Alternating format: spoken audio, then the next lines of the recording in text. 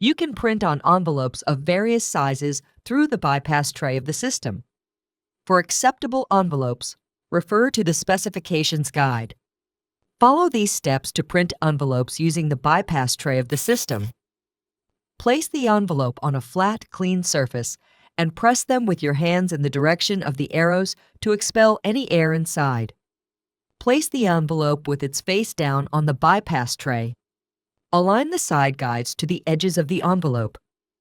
Check that there is no gap between the envelope and the side guides. On the Basic tab, from the original paper size drop-down menu, select the correct envelope size for your job. From the Paper Source drop-down menu, select Bypass Tray. To print, press OK.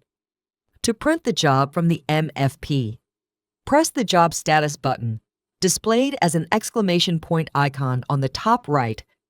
On the change, the paper type screen, press Envelope. To print, press the Start button.